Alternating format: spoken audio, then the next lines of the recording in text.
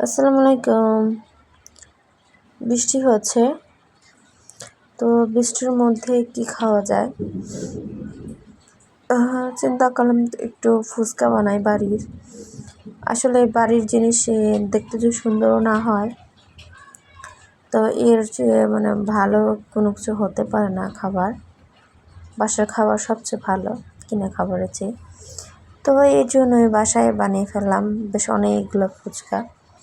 দেখতে পাচ্ছেন আমি ফুচকা কেটে নিলাম একটু কাটার দিয়ে।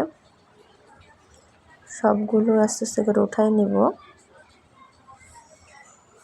দেখতে পাচ্ছেন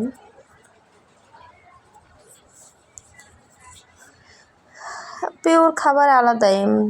মনে করুন তাজা নগদ তেল দিয়ে ভাজা, আর কেনাগুলো তো মনে করেন কতদিন ভরে ভরে ভেজে যাচ্ছে। ওই তেলটা এত ভালো স্বাস্থ্যকর খাবার মোটেও না, কিন্তু এটা বাসার একদম স্বাস্থ্যকর খাবার। যদি দেখতে দোকানের মতো হবে না, আসলে বাসায় ভাবেই খাওয়া হয়। ঝটফট বৃষ্টির মধ্যে বিকেলবেলায় ভালোই লাগে খেতে। ভালোই হয়েছিল, খারাপ না। আসলে ভিডিও কিছু না কিছু দিতে হয়, আর আমরা যাতে এত বাইরে ঘুরি না, তো দেখা যাচ্ছে বাইরে তেমন কিছু দিতে পারি না। বাসায় কম বেশি করে কিছু না কিছু দেখাইতে হয়। আসলে চেষ্টা করতেছি অবশ্যই, আর একদিন আরও ভালো করে ভিডিও করতে পারবো। সব কিছুই ভালো হবে ইনশাল্লাহ। আসলে সব কিছুরই সময় দিতে হয়। কাজ শিখছি একটু একটু করে, একদিন সফলতা পাবই, আল্লাহ ভরসা। তো দেখতে পাচ্ছেন হয়েছে ভাজা।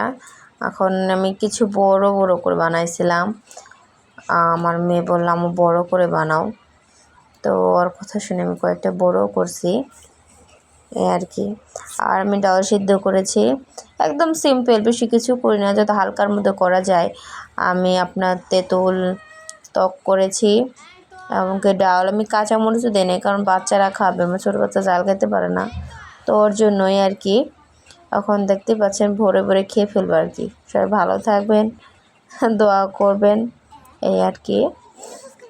ভালো লাগলে লাইক কমেন্ট শেয়ার করে দেবেন, সাবস্ক্রাইব করে দেবেন, বেল আইকনে নক করে দেবেন। তো দেখতেই পাচ্ছেন ওদের দিলাম, আর এখানে যেগুলো একটু কম ফুল সেগুলো আমি খাইলাম। এই সবাই ভালো থাকবেন, দোয়া রাখবেন। আল্লাহ হাফেজ।